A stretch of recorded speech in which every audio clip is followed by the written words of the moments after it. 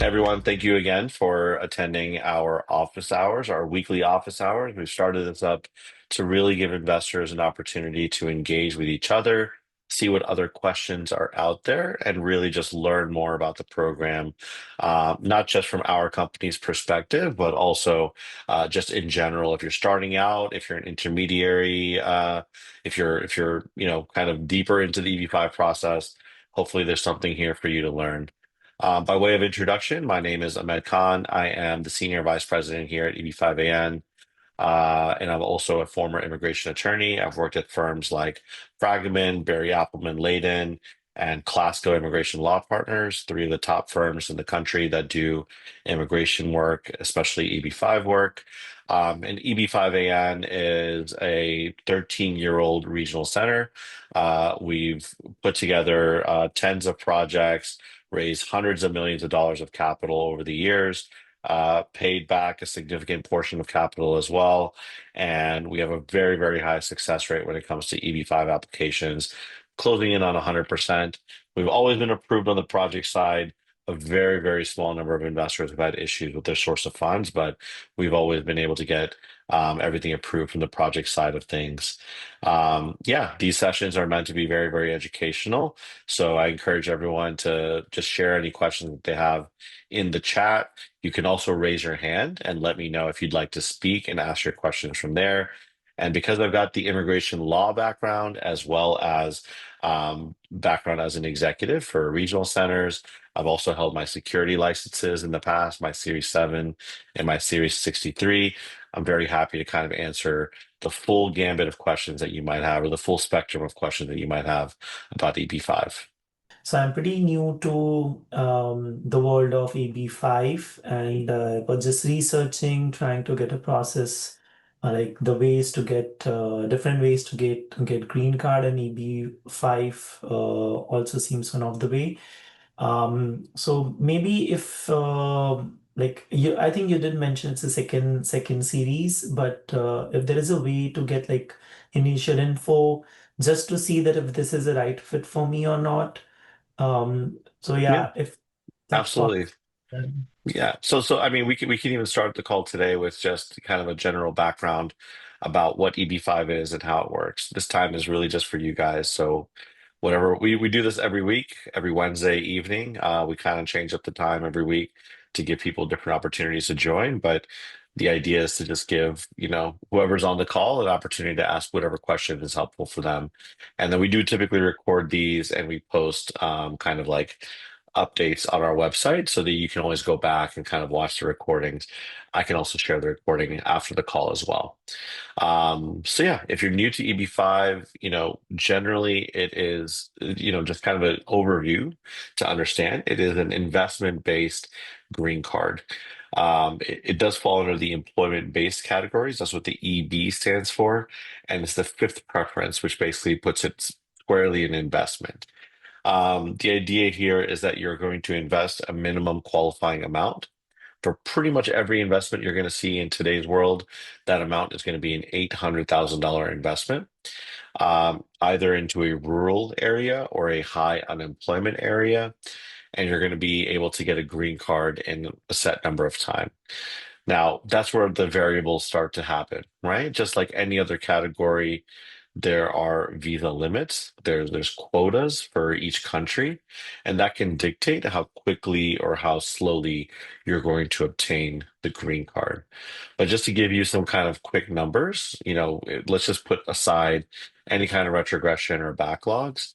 What we've seen over the last 3 years since they changed the program in 2022, if you invest in a rural area, you're often approved in under a year. I would say 6 to 9 months is a very good expectation to keep.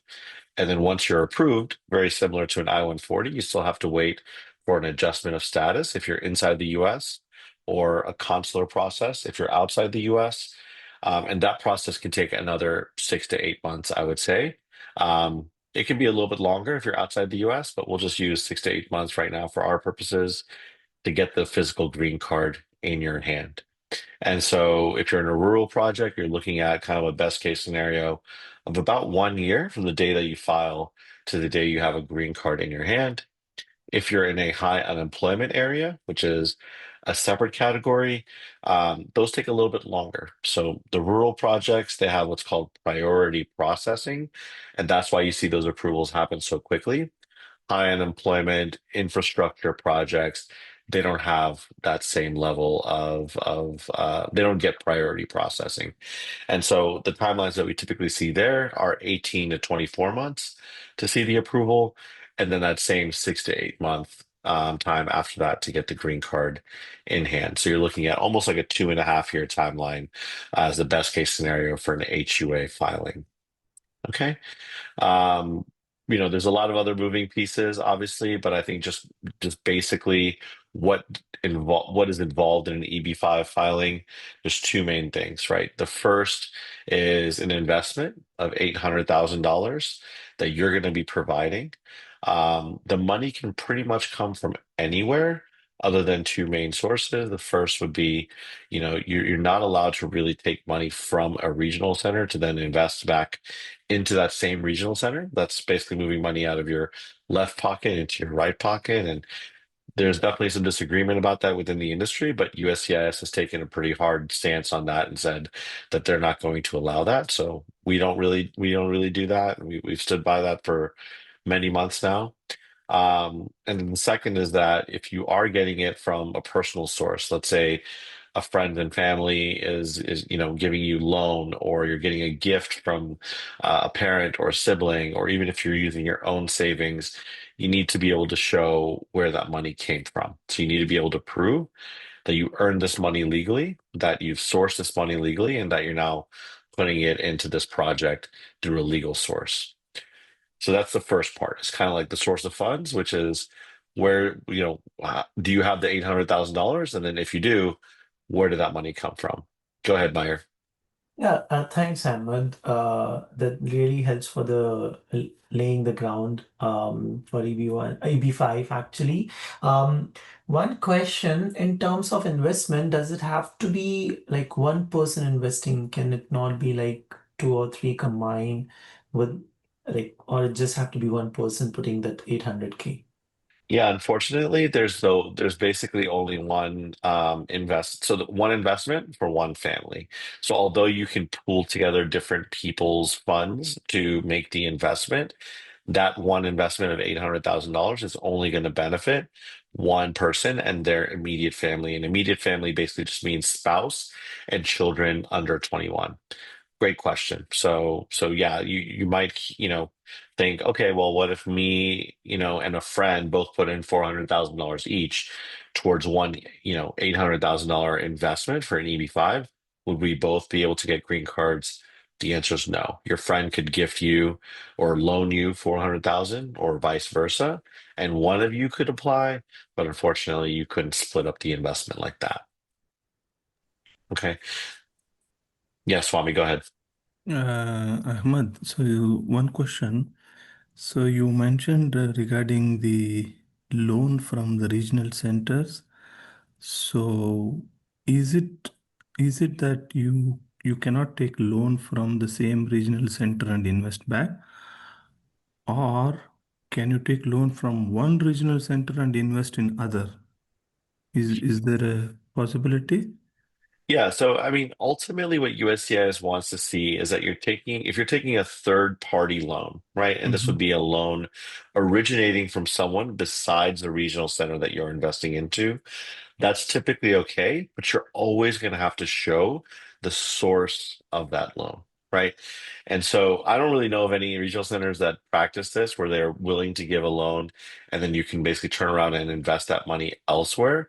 But theoretically, yeah, if they're basically just acting like a private lender and they're willing to show where their money is originating from, that would solve kind of the cyclical problem that USCIS has found issue with.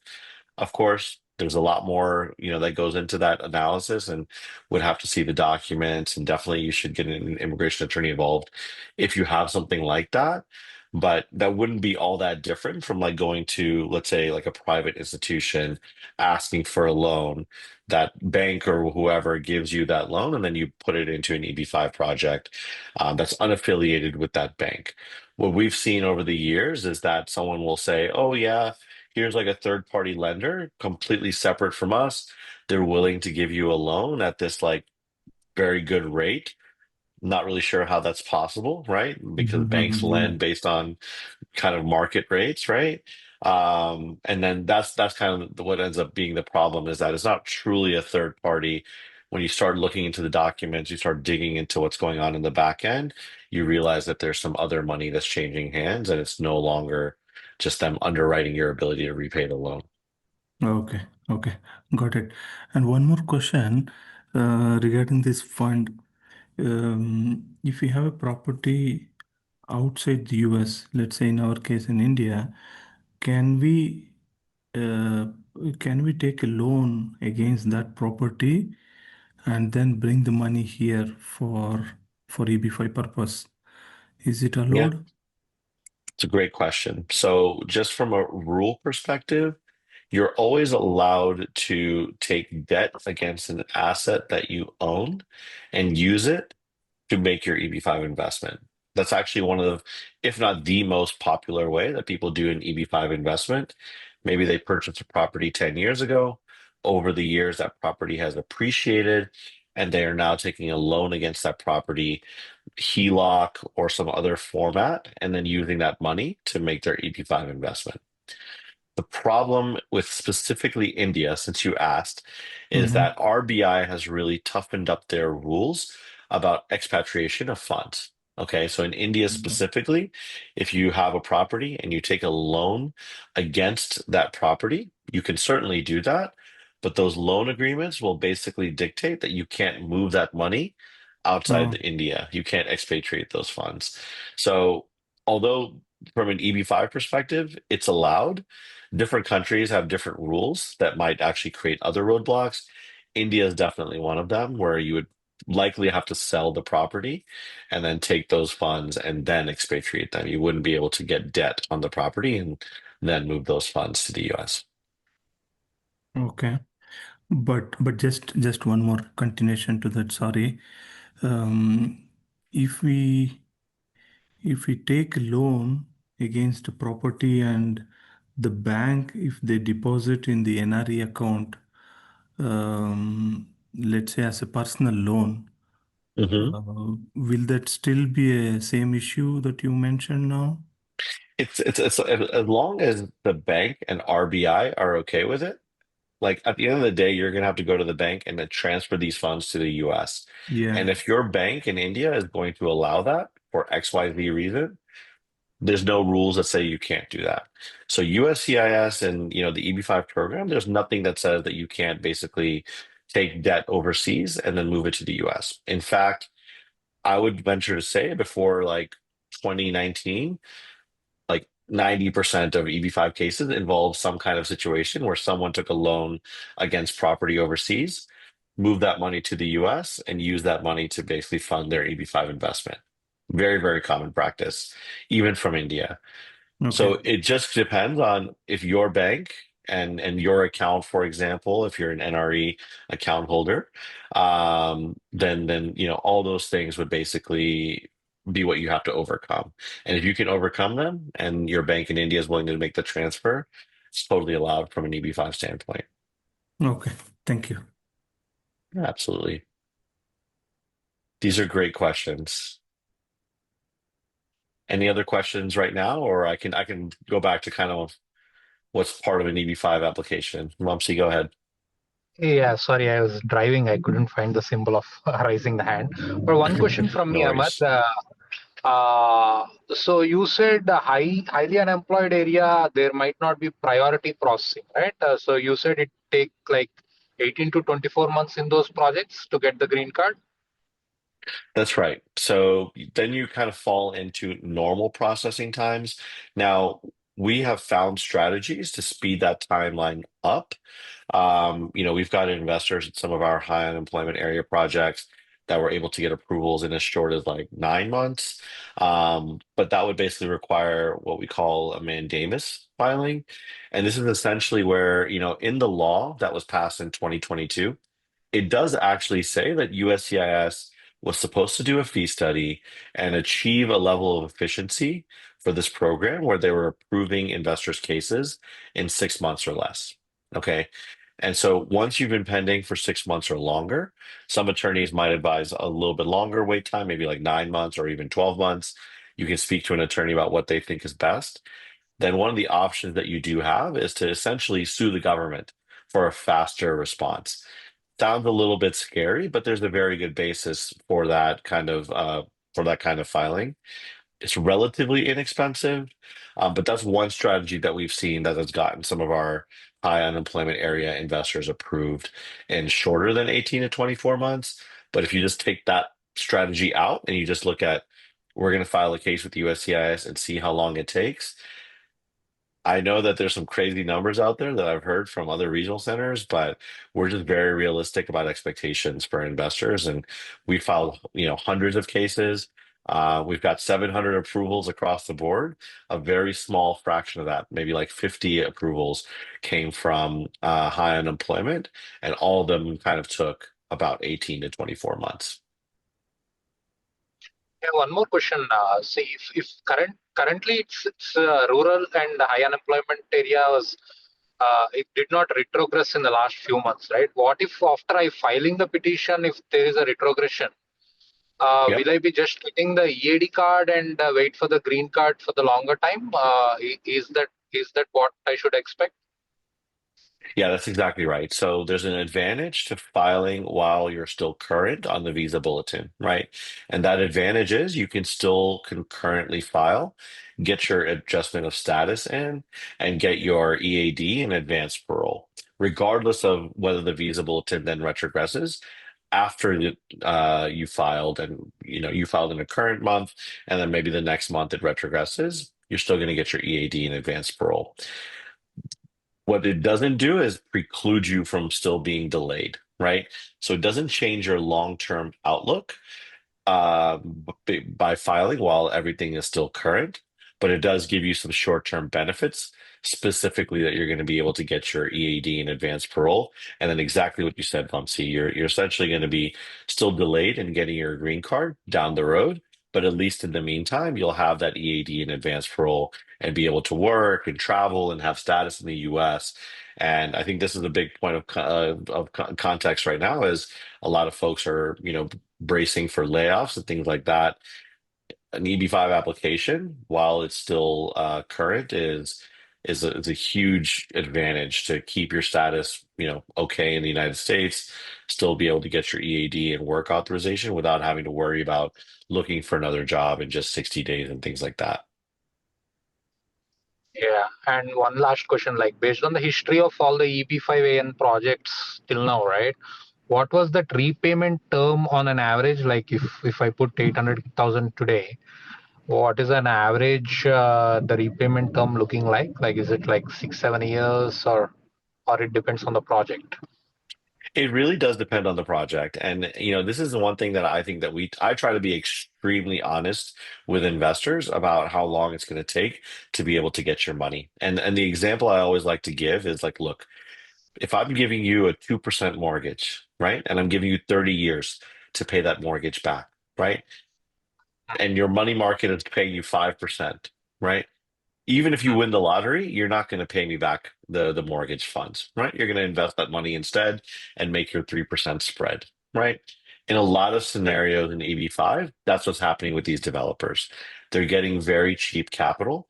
We're giving them a loan term that they have to abide by, right? And they have to pay us back at the end of that loan term. But I hear a lot of kind of misconceptions of like, oh, they're going to finish the project super early and, they're just going to pay you back way earlier. You tell me what's the incentive for them to do that, right? So the timeline will vary. There's always going to be kind of a maximum term in each project. And what I tell every investor is look at that maximum term for the loan term and understand what, stipulations there might be. If there's extensions, they're almost always going to be exercised. If there's drawdown kind of delays, it's not necessarily a bad thing, but it will kind of delay your overall repayment timeline. You add all those in, and then you're going to end up with the number of years that your money's going to be locked up. We have everything from like a 4-year kind of, actually a 3-year return of investment, all the way up to kind of like a 7 or even 8 year return of investment. And there's always a little bit of give and take. People just see the numbers and they think, oh, why would anyone pick a project that pays back in like 7 years? But we have, you know, almost 600 plus investors in our Rocky River and Twin Lakes projects, which is our longest deals. They pay back in about 7 years. Why? Big developer, great track record, long history of on-time repayments, no failed projects in 30 years of development. And yeah, the price for that is a couple of extra years of deployment, but at least you sleep a very, very nice sleep at night knowing that your money is very, very safe. So there's always a little bit of give and take, right? Smaller developer, typically a shorter loan term. Bigger developer, rural projects, definitely going to be a little bit longer. Those deals, it's hard to find short-term deals. But each deal is going to be a little bit different. Column. Yeah. Okay. Yeah. Thank you. Thanks, Ahmed. Yeah, no problem at all. Any other questions about source of funds or how money is used in the projects? Go ahead, Swami. For this repayment, um, how is differentiated between the investment made on the rural project versus urban or targeted employment area, Are you specifically regarding asking? the repayment? Yeah, so repayment really is not dictated by the area that you invest in, right? So, you know, potentially you could find a very short term, like we have a project in Virginia that's rural, approved by USCIS already, with a 4 year kind of repayment timeline, right? We'll say 4 or 4.5 because there's a 1 year extension maximum, so 5 years would be the maximum. In the rural area, we also have, a 7 year potential repayment Mm. timeline. In the high unemployment area, we have one project that repays in, 3 to 4 years. We have another project that repays in 5 to 6 years. So Okay. it's really project specific. And I think that's the key component. You shouldn't really necessarily be looking at just the number because the number is dictated by the project's ability to repay, right? And if you're overshooting, you're basically like any of our projects could repay in 2 years. We usually don't charge a prepayment penalty to the big developers that we work with, right?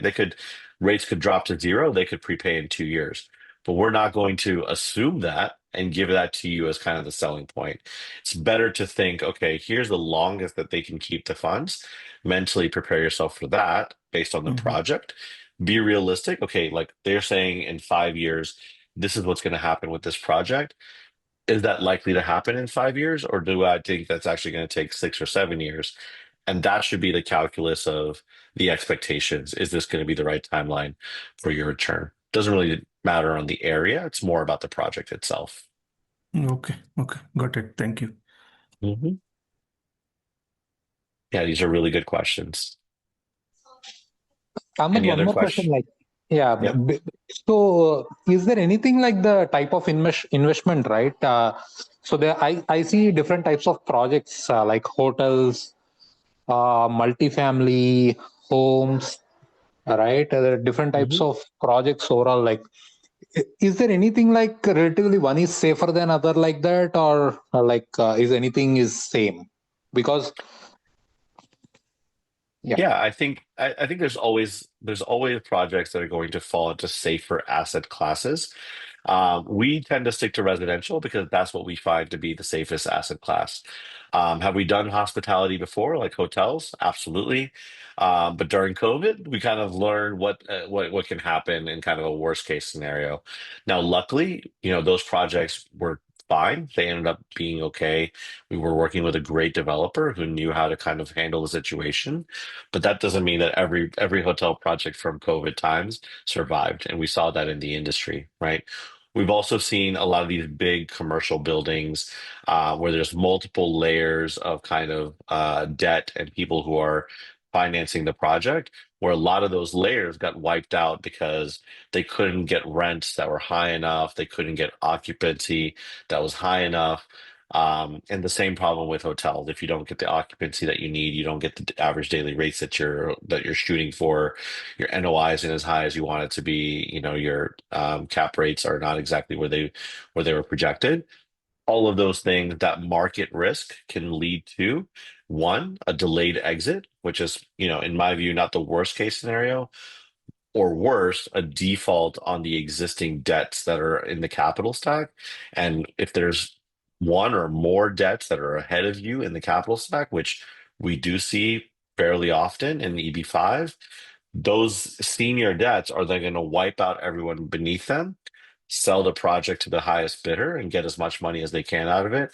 And they walk away being made, 80 to 100% made whole, and everyone beneath them can very well just get completely wiped out and not make any of their money back. So we tend to stick to residential in the US.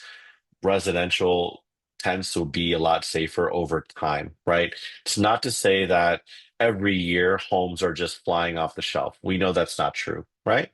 But we've lived through two pretty big black swan events in our lifetimes, right? 2008 was kind of like one of the worst years in history for homes in the US. And then COVID, 2020, no one was spending money. Rates fell to almost zero. Like we saw a huge kind of decline in terms of home sales. But what happened after both of those? 2010, obviously the housing market rebounded in a big way. And if you bought a house in 2021, you know for sure just how much equity you've gained since then in terms of value on those residential properties. So it's just one of those asset classes that we feel is a lot safer. That's why we focus on it. And the other thing that I'll say is that when you're doing residential properties, a lot of our deals focus on what's called kind of like a recycled capital format. Okay. And the easiest way to explain this is just think about a hotel that's being built for $100 million. Okay. To get that hotel, to generate revenue and be able to return capital, you have to spend all 100 million, and then the hotel has to be successful, and then you have to start getting that money out, right? It has to be successful first of all, to pay off, the business expenses and whatnot, and have cash flows. Then it also has to be successful enough to have enough value to be refinanced or to basically sell, right? But you spent all the money up front, and now you're hoping that it all works out. Now imagine instead that you're building a neighborhood, and it's going to cost 100 million to build, of single family houses, right? You're not going to build, and let's just say it's 500 homes. You're not going to build all 500 homes for 100 million all at once, right? Instead, what you're going to do, you're going to build 10 homes. You're going to spend maybe 10 million. Those homes are going to sell. You're going to recoup that capital. You're going to build the next 10 homes and the next 10 homes, and rinse and repeat over and over. So that's what people mean when they use the word over leveraged. A lot of single asset deals can end up very over leveraged. There's just a lot of debt on those deals. A lot has to go right for then that debt to be repaid. And so you end up in a situation where you spend all the money and you're hoping for the best, right? And you're subject to a lot of market risk and things like that. With these residential deals, these master plan communities. Um, you're not spending all the money at once. You're spending the money kind of as you go. Sales slow down. Guess what? The project can slow down construction. Sales speed up. They can also increase production up to some point. And so I think this is one of some of the ideas that we have about, what makes a project safer and things that we implement in our deals. And there's a lot of other things too, right? Is the project under construction?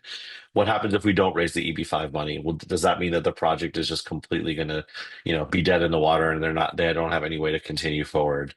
Do they have all the permits and approvals that they need to continue construction? How far along is the project, right? Do they have a track record? Have people already purchased homes in that area? Is there a proof of concept, if you will?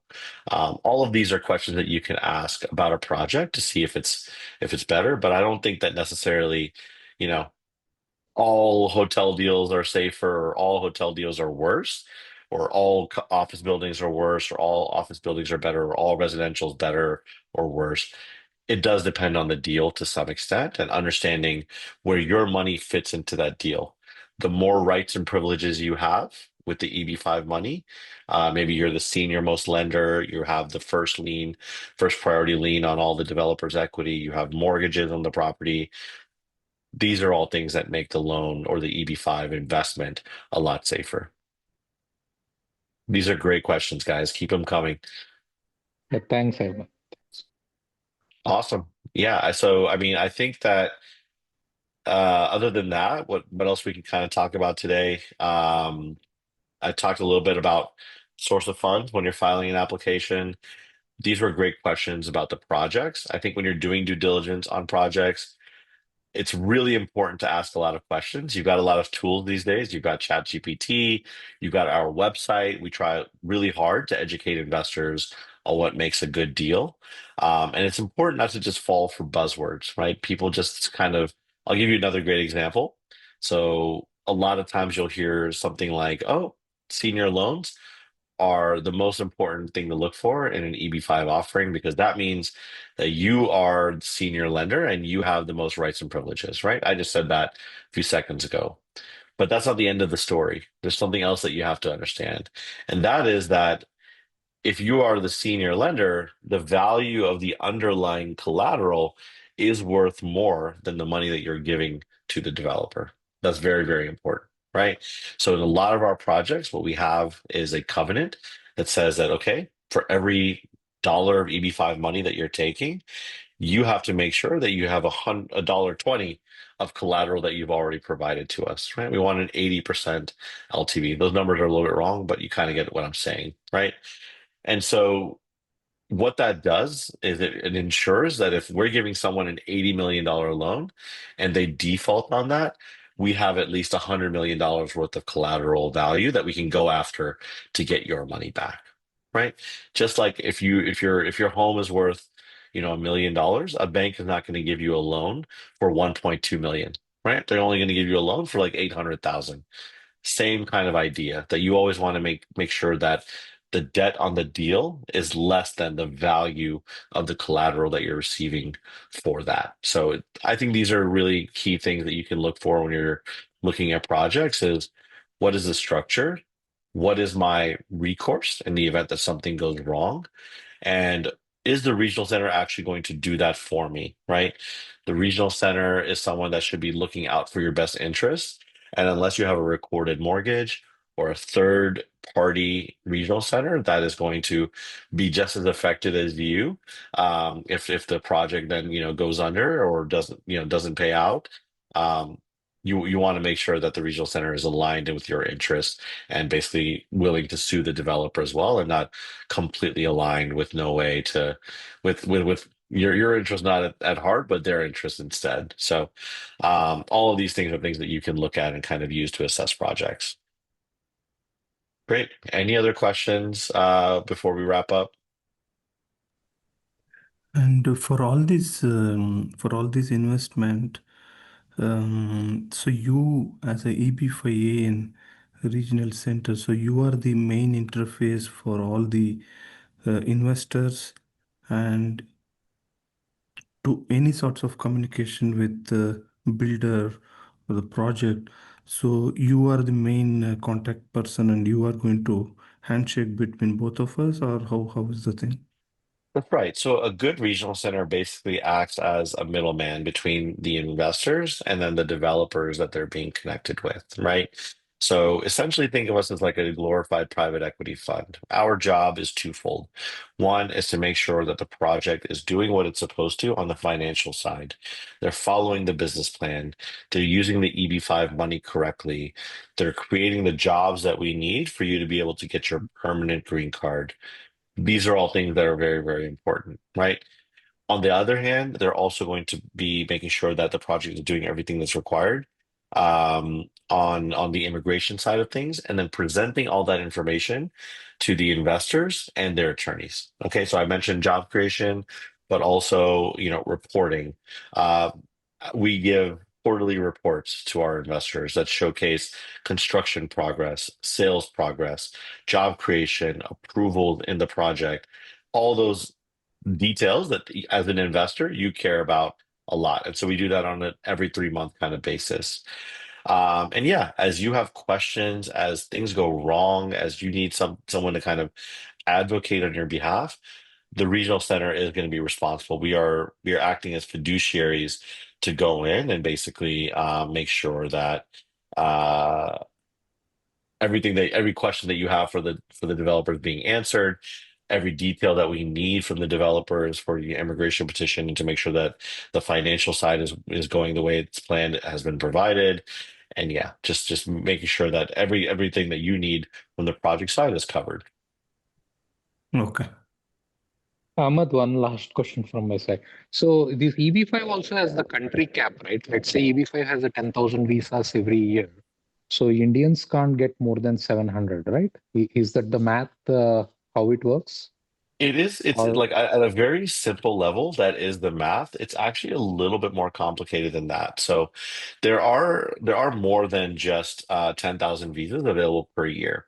But you're right. So every year, normally, only 10,000 visas allocated or green cards allocated to the EB-5 category. If you're born in India, you get 700. If you're born in China, you get 700. And then the other countries that are basically, rest of the world, as we call it, they get whatever green cards, they're going to get. And then whatever's left over is allocated on a first come, first served basis. Okay, that's the general rule and how it works.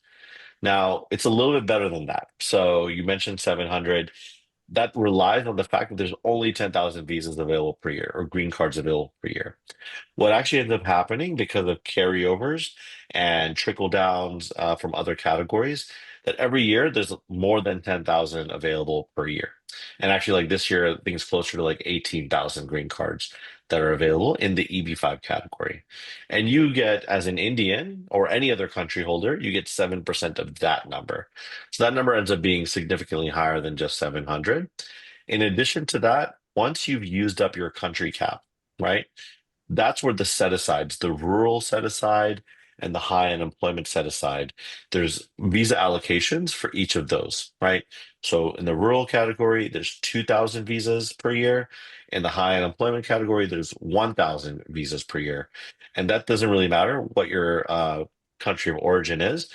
If you're, approved for a green card and there are visas available in those set asides, you're going to be able to get a second bite at the apple and get a green card from there.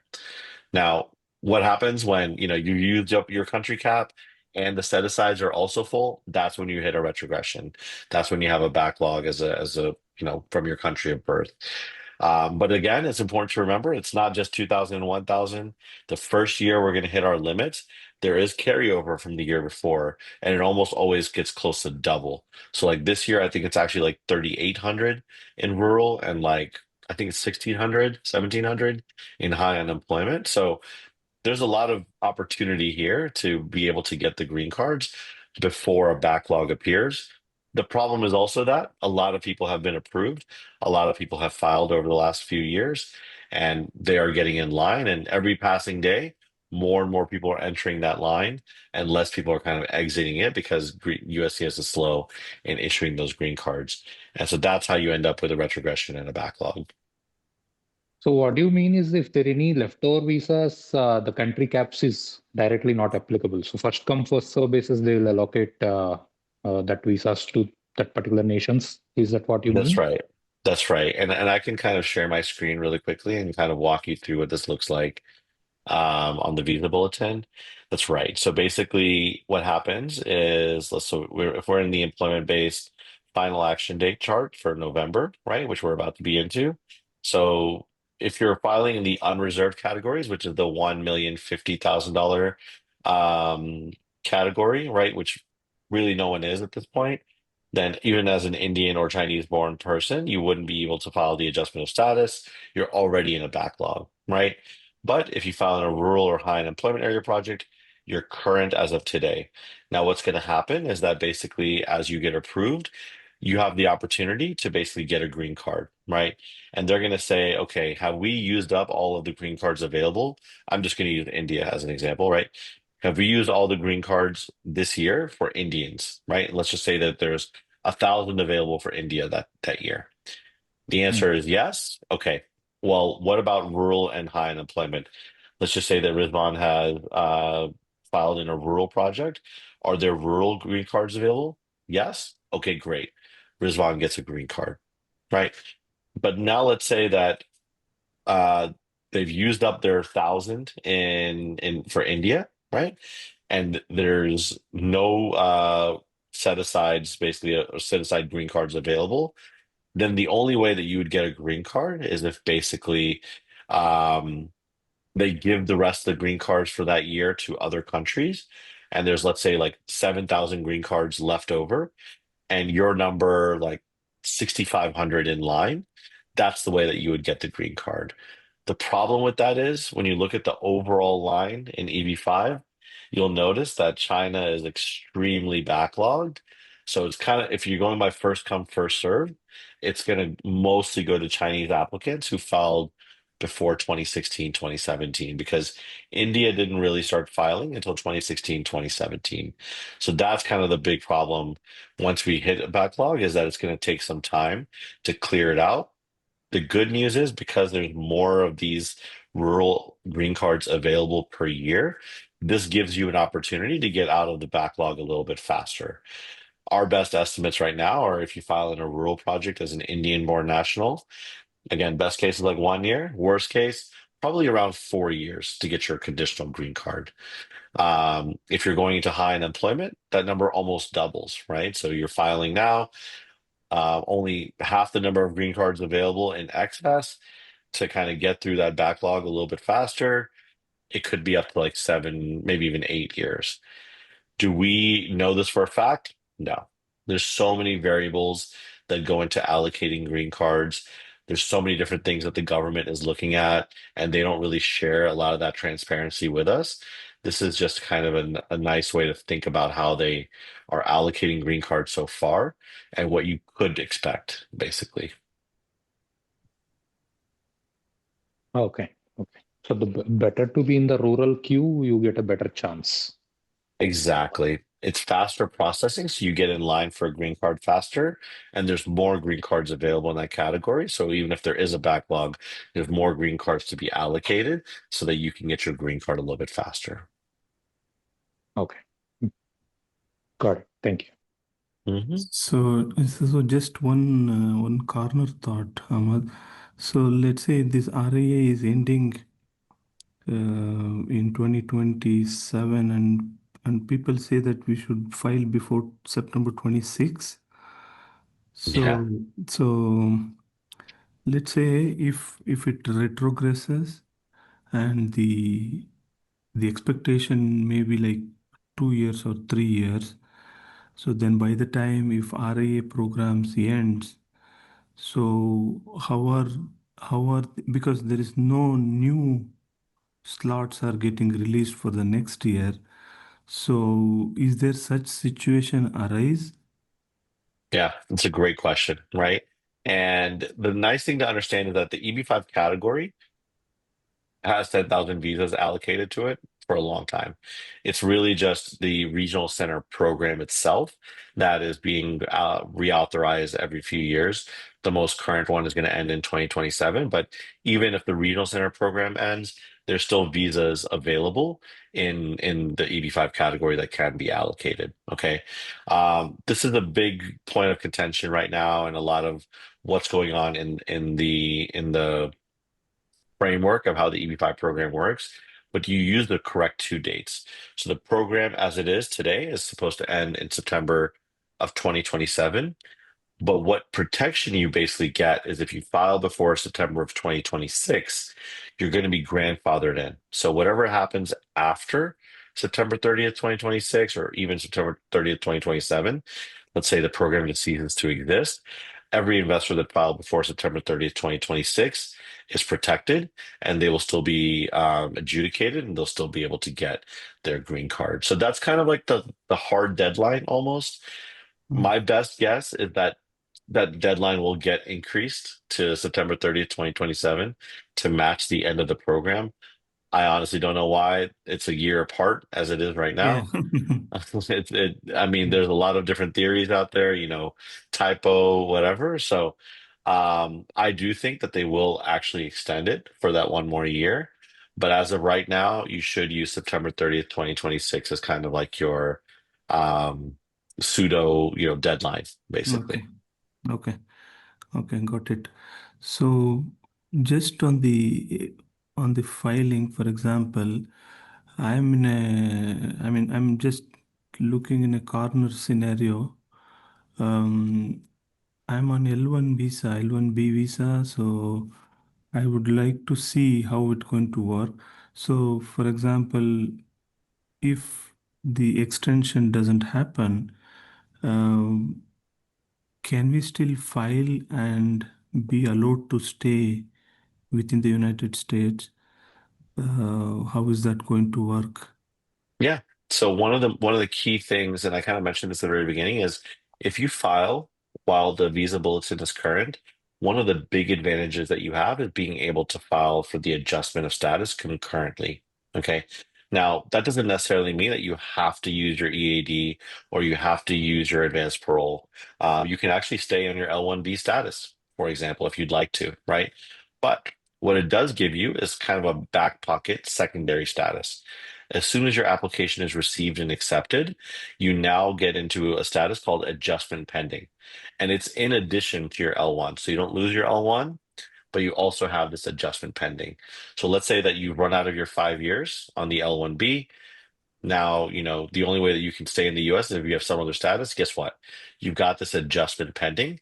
Even if it takes 6 years for you to get your green card from the day that you filed, you're going to be able to use your EAD to work. You're going to be able to remain in the US using that adjustment pending status, and you're going to be able to travel with the advanced parole. That's kind of the whole point of receiving those cards is the US government knows that sometimes it can take a long time for you to get a green card. In the meantime, they're going to bridge that gap by giving you some work authorization and travel authorization, and more, almost just as importantly, status in the US with just the filing. So that's a very key advantage of being able to file before the visa bulletin retrogresses. Okay, so at the time of filing the EB-5, you are saying we should have a valid visa, work authorization visa at the time of filing, and You then, should just be in a valid status. So okay, H1, L1, F1, you should just be in a valid status in the US. The visa bulletin should stay current, right? Remember, I showed you it said C okay, yeah, for the category. And then whatever happens after that is not going to hurt you in terms of status inside the US. okay, got it. Thank you. Ahmed, one corner case I'm thinking like if the December bulletin says it's current and but January retrogresses, right? If I file my petition before December 31st, will it be You're considered good. for adjustment? I'm good. Okay. You're good. So that's how tight the window is going to be, right? So you find out the visa bulletin for the next month, typically about 10 to 14 days into the current month, right? So like right now we already know about November's. It's October 29th. On like November 10th to 14th, we're going to find out about December, right? So let's just say that on November 13th, we find out that December is backlogged for EB-5. You have between November 13th to November 30th to basically file your application, and you would still be considered um, current, basically, at the time of filing, even if the next day, basically, the visa bulletin now retrogresses. And will that for the documentation, do you think like 2 weeks would be sufficient to provide all the documentation? How long typically it takes?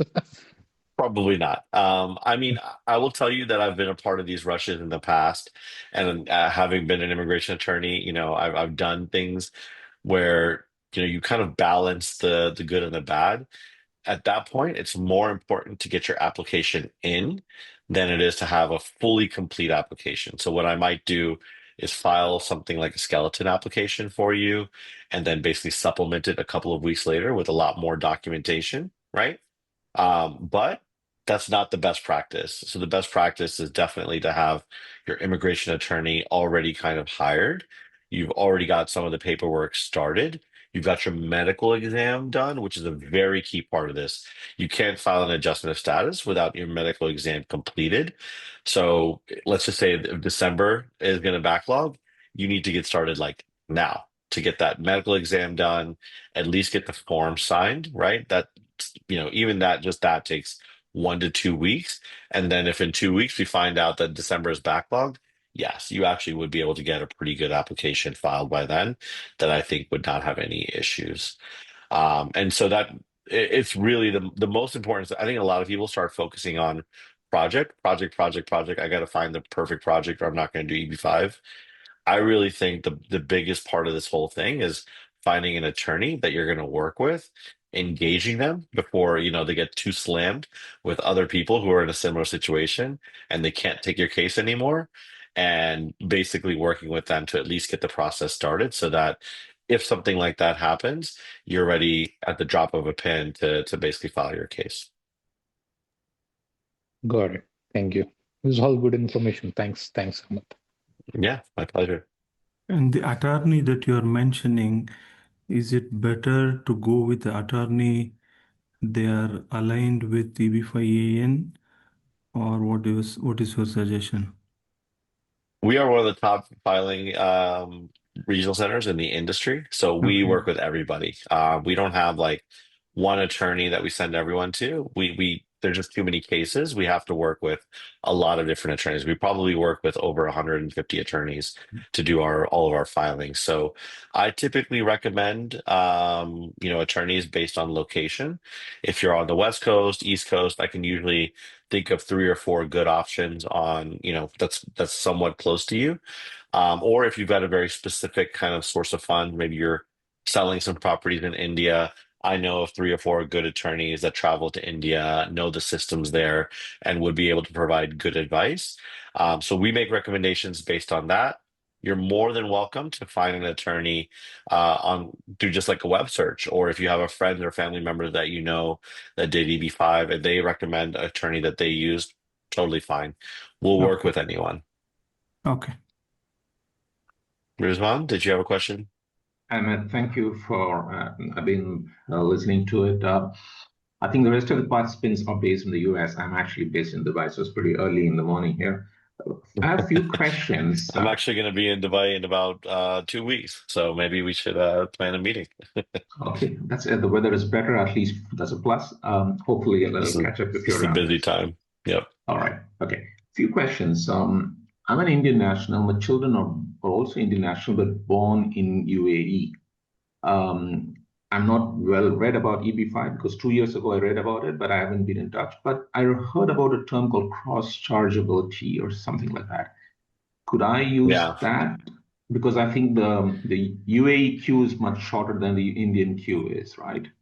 Correct. Correct. But unfortunately, cross chargeability is for spouses. Spouses. Um, Let me just double check that. I've got the section. Yeah, it's only spouse or parent, basically. So unfortunately, you can't use your children's chargeability to bring you into the UAE's chargeability. But for example, like if you were born in India, but your spouse was born in the UAE, absolutely. You could still be the principal applicant, but you'd be both be able to charge to the UAE, which doesn't have to Yeah, worry about retrogression at all. So understand. unfortunately, yeah, in your situation, your kids are in a great spot, but they can't help you. Understand.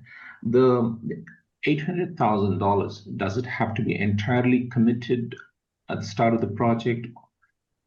Or let's say, for example, if you go through the initial, funding process, okay, but let's say if the subsequent process, either the I-526E or the visa interview does not go through, would the funds be returned? Yeah, so there's 2 different scenarios there, right? So if you're filing the 526E and you get denied, at least for our regional center, we do give a refund guarantee. So if for any reason your application is denied, you get your money back typically within about 90 days for almost all of our projects. So very, very quickly. And there's not really, at least for us, there's not very many stipulations. The stipulation is just that you actually tried. If you get a request for additional evidence from USCIS, you actually answer, you basically try to get the approval. No fraud or misrepresentation, obviously. But then, Mhm. we don't do like, oh, we have to find another investor to replace you. There's not like a sinking fund that has to be filled. We very much get these guarantees from the developer themselves. It's enforceable against the collateral we have in the deal. and we pay you back very quickly. The other situation where like you go to the visa interview at the consulate and you're denied there, you won't actually get a refund. At that point, your funds are committed to the project for whatever the term of that project is, and then you'll get them back at the end of that term. Unfortunately, it's very, I would say, extremely rare. Like I can only count on like one hand the times I've seen that happen. And it was typically because an investor just lied about not having a criminal record. They were found out when they got to the consular stage and they were found inadmissible to the United States. That's the only Mhm. reason you would ever be denied at that stage is basically you're just never going to get a green card. Um, so it's extremely rare, as you can imagine. A lot of attorneys just won't even file your case if you've got some kind of admissibility issue. But unfortunately, for that step, there's really just no, and I don't know of a single regional center that offers a refund for that situation. So in that case, the funds remain till the project gets completed and then returned at the end of the project, or the funds are just That's right. Yeah, okay. you never just lose the funds. It's just that now you're locked into the project's term. Let's say it's a 5-year project. At the end of the 5 years, you'll still get your $800,000 back. And if you're earning a return, let's say you're earning like 1% return on your investment. Some projects do offer that. Then yeah, you'll still get that 1% return. So the financial side of it just stays the same. You've just lost the immigration benefit in the meantime. And yeah, unfortunately, at that point, if you're found inadmissible, chances are you're probably never going to get a green card, or Right. you're going to, serve out whatever. Maybe you're currently in a 10-year ban or something like that, and then you could come back. Okay. Right. And is the green card, let's say, for example, we do the processing and everything goes through. Is the green card the only way you can enter the US, or is there any other visa which would be provided because of the processing time? Yeah. The earliest entry, is it with the green card, or is there any other visa that will be provided to allow the person to enter the US? Yep. And this is especially relevant for you, right? Because if you're applying from overseas, there's no interim status that's being provided. So unfortunately, you're stuck in the UAE, terrible place to be, uh, until you basically get the green card and are able to travel to the US. Now, an EB-5 application does not preclude you from getting other visas that would normally allow you to travel to the US. So let's say you Mhm. get an employment opportunity in the US, they're sponsoring you for an H-1B or an L-1A or something like that. That's totally fine. You can still continue to pursue that, even though you already have an EB-5 filed. It can be difficult to get a visitor visa once you file an EB-5 because you're Mhm. essentially, on one hand, you're asking for a tourist visa, which says that you only want to come here for a short period of time, but you already filed an immigrant application, right? Yeah, I've done it before successfully, but it's an uphill battle. understood. And current timelines for Indian nationals, or how long is it? I would say about 3 to 4 years. I would definitely say if you're applying from overseas, rural is the only option that really Yeah, makes sense. Just the quicker you get that approval, the quicker you enter into the consular processing stage, just the faster you're even going to give yourself an opportunity to schedule an appointment and get to the US.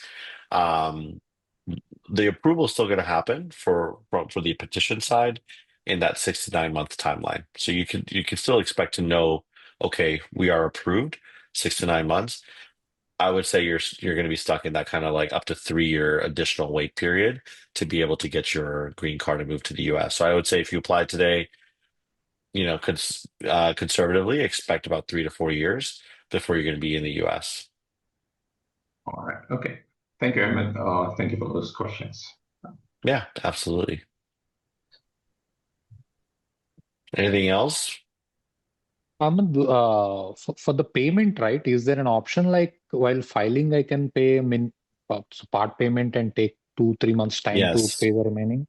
Sorry, I know that Rizwan asked this as well. So that's a great question. Basically, I'm going to give you kind of a two-sided answer. The answer is yes. This is called what's called a partial funding, where you start with less than the required amount.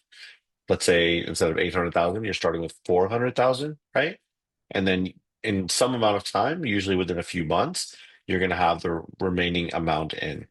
Now, while this is technically allowed and USCIS continues to approve these types of cases, they've gotten very strict about the parameters around what they're going to allow. Okay. And the tough part is you can imagine this, you can't be approved until they see the full $800,000 received. Okay.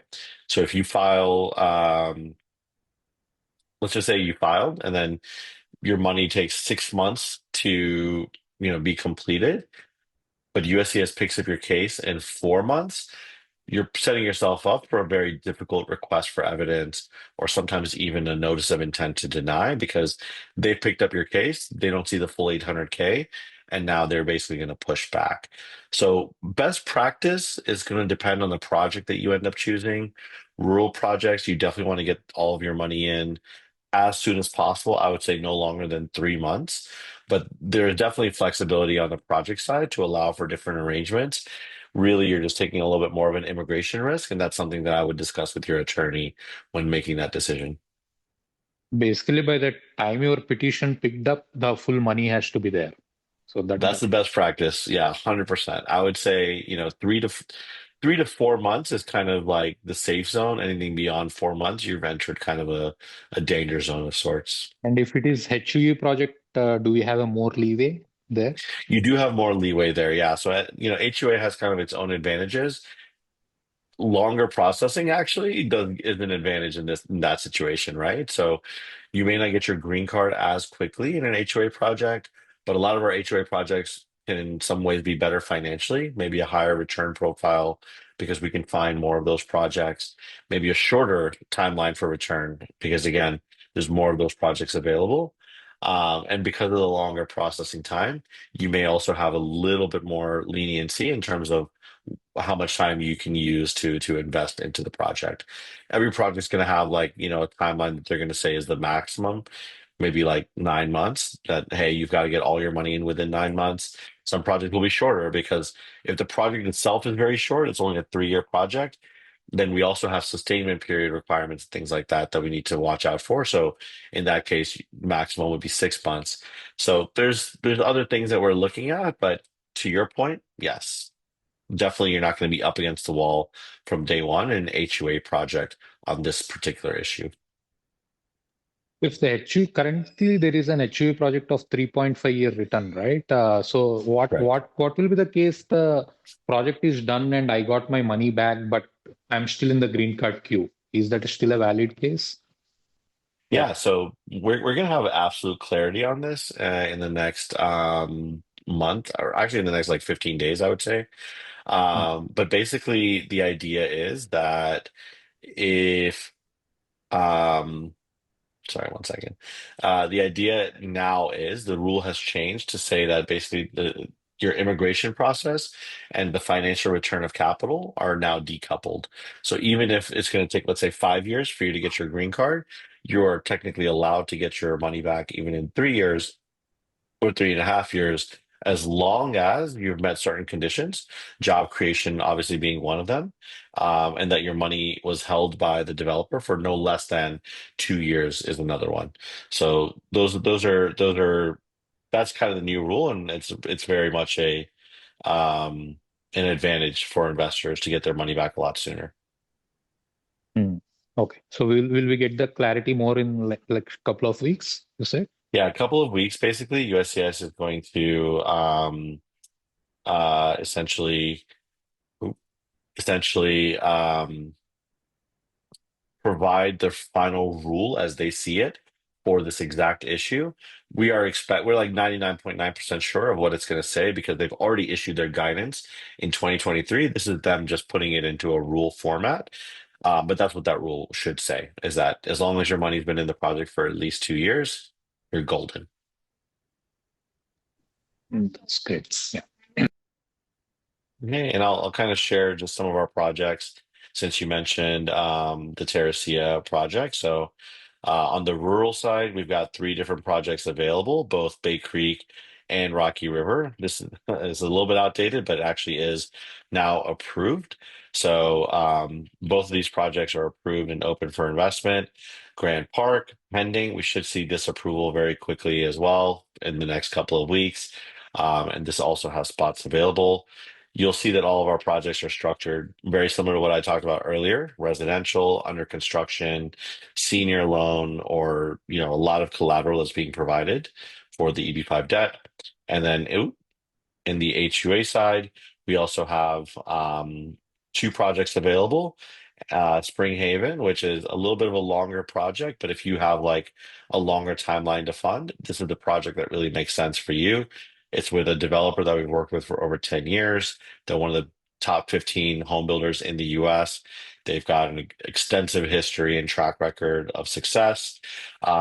Great project. I think probably one of the best projects that we have in our portfolio. And then we've also got the Terracea project, both a loan and equity option in that project. So loan, obviously a little bit safer. You're going to get collateral. You're going to get basically a company guarantee from the developer backed by their assets, so that if something goes wrong with the project, you still have an avenue to get your money back. And if you want a higher return, we also have an equity option. Here, you're not going to be as insulated with collateral as you are on a loan.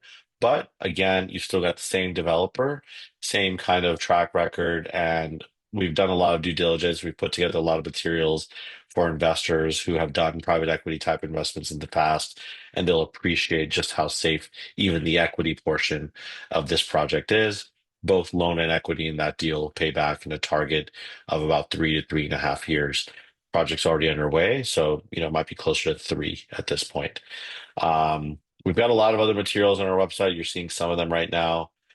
We've gotten a lot of our approvals have been very, very quick on the project side, and we're closing in actually on 700 approvals.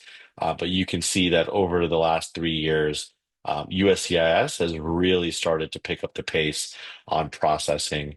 So yeah, thanks for joining the call. I'll be able to share a lot of these materials with you guys over email afterwards. Thank you for registering. That's partly why we make you register. And hopefully I'll be able to connect with you guys again soon. If you go to our website, you'll be able to actually, and I'll drop our website in the chat real quick. You'll be able to set up a time to speak with someone from our team, pretty much at your convenience. We have calendar spots open Monday through Friday. Just book a spot that's convenient for you, and someone from our team will reach out and give you a one-on-one consult about any EB-5 questions that you have. Rizwan, I think you've got another question. Thank you, Ahmed. I thought you were sending the call. I just want to say thank you. And in case if you're in Dubai, give me a buzz and hopefully we can catch up. Thank you. Yeah, I'll shoot you an email. I'll be there very, very soon, and let's Look definitely set forward. up a time to chat. Thank Awesome. you. Thanks Thank for you. your time. I appreciate it. Absolutely. Thanks everyone for your time. I hope I was able to answer a lot of your questions. And like I said, go to our website if you have any more questions, and book a time to speak with us. Thanks everyone. Have a great Thanks, night. Ahmed. Have a good day. Bye. You too, Swami. Bye.